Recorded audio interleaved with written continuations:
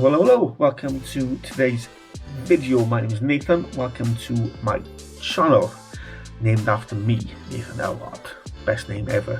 And in today's video, if you didn't notice in the heading or the description or in the thumbnail, we are talking about this guy. It's the Panasonic Lumix LX100. We'll call it the LX100 because otherwise it's a bit of a mouthful.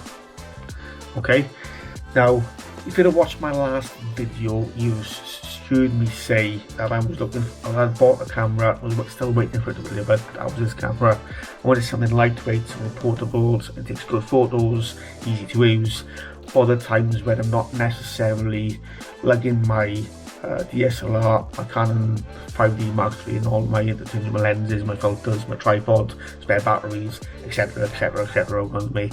I wanted just to have one camera, lightweight, just to have on me. That's almost a point and shoot, where I can not even notice I've got it on me, but still have it on me to work. So if I want to take a picture, I can. That's why I bought this. And here it is. Here's the camera. It's lightweight, it's portable, it looks great, takes a good picture.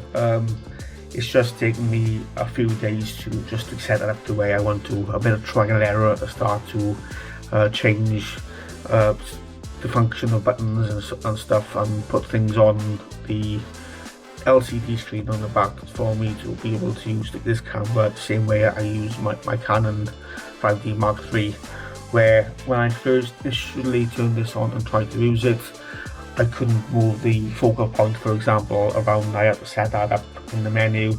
It took me a moment to figure out how to do that, but I did. But then when I did that, I then couldn't access my ISO settings when I was taking a picture. So then I had to figure out how to put that back on. So when I was taking a picture, I could change the shutter speed, I could change my aperture, but with the ISO I had to go into another menu where I couldn't see the photo, kind of guess where I had to move my ISO to, and then go back to check the image to see if it was right. And then if it wasn't right, I had to go back into this menu. It was a bit of a pain, so I figured out how to do that more efficiently. So I could just press a button, the ISO would come up on the screen and I could still see the image.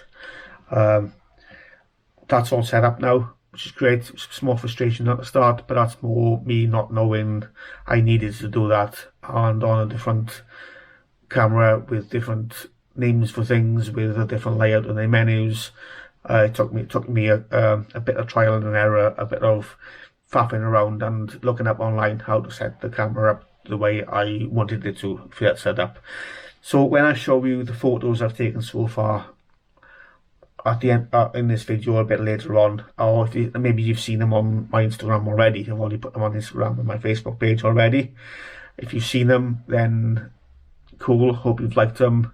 Let me know what you think of them, either in this video after you've seen them. Obviously head over to my Instagram and Facebook and have a look at them. They're in my YouTube channel page in the banner. You can click on the Instagram or the Facebook page logo, and it'll take you to my social media for you to have a look at them, and feel free to comment there instead if you prefer that.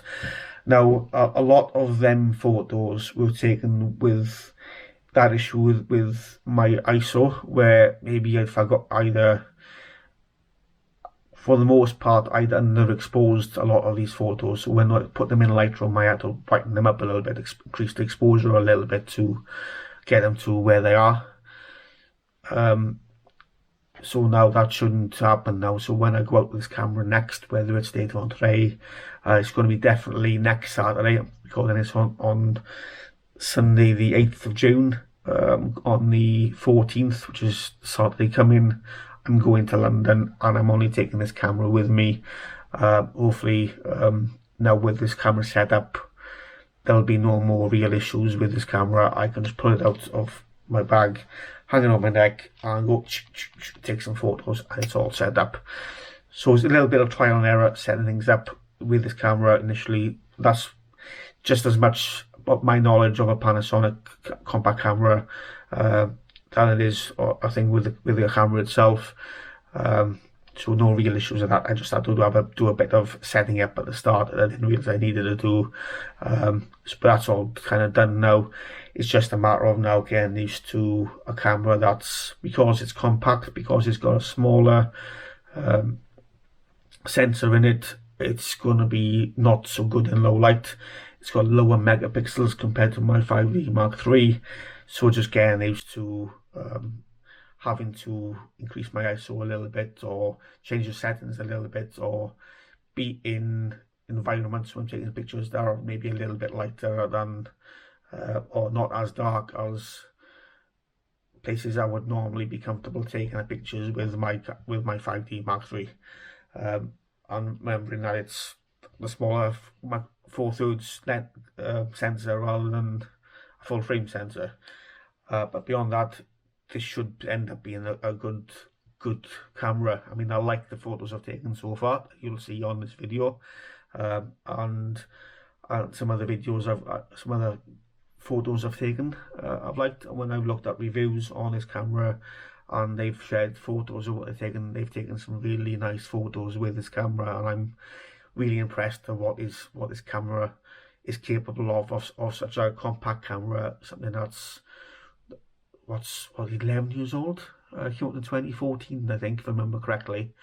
So it's 2025 now, so it's an 11-year-old camera, and for something that's compact, and it takes a really nice picture, and it does 4K video as well, which I haven't tested yet, which I'll try and do when I go to London to see what that is like.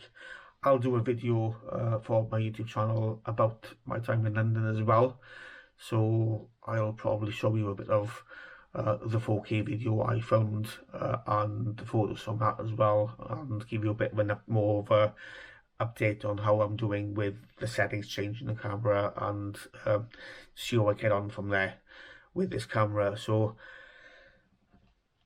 yeah, that's my first experience with this camera, guys. It's a good quality camera. Just needed a bit of trial and error to set up the settings first of all, things I didn't realize I needed to do before I went up with it. But now they seem to be set up and ready to go, and I'm looking forward now to going out with it again now to take some even better pictures than what I've taken already with it. And yeah, I'm excited. I'm really excited about this camera and what joy it's gonna bring me, and what photos it's gonna bring for me to show you in this video. It's motivated me to create YouTube videos again and to bring you more content, and hopefully you will enjoy this content as well, of me not just taking photos and giving you my opinion on this camera, but my trip to London, my potential trips, and like I mentioned in that last video again, going into the valleys and towns and villages and so on that people don't normally go to do photography, go to them places, and taking this with me, maybe my Canon 5D Mark III sometimes as well, and showing you places like Merthyr, Caerphilly, Pontypridd, etc., and doing photography in them rather than the common places with travel photography. They'll go to exotic faraway lands, like they'll go to Southeast Asia, they'll go to Tokyo or Vietnam or Thailand and go to some amazing places, or they'll go to Iceland, or go to Svalbard, or they'll go to South America somewhere. They go to Cuba and do street photography, or all this type of stuff, which is great, really nice content. But in reality, we can't all go traveling the world every week to take amazing photos in every corner of the world. We've only can afford to go to our local area, so I'm going to try my best to do content in my local area, not only in Cardiff but a little bit further afield. Like I said, places like Merthyr and Caerphilly and Pontypridd and Newport and maybe Swansea and even London are quite easy for me to get to from Cardiff, so why not go further afield, especially when I've said in the past I'm bored of taking photos of Cardiff. I feel like I'm doing it a disservice now because I lack the motivation to take photos in Cardiff now. So I've done that building 100 times, I've done that street 100 times, I've done that park 1,000 times. So now let's go elsewhere, show you more of South Wales, of and what photography is available in them places for you. I'm using this camera too. I can't wait, guys. So I'll kind of shut up now because I've kind of blabbing on a little bit too much. I just want to tell you a little update on how I'm finding this camera. I'm enjoying using it. Settings are all up to where I think they need to be. Taking some nice photos. Hope you enjoy them, and I'll see you next time, hopefully in my London video. Okay, enjoy the photos. See you next time. Cheers.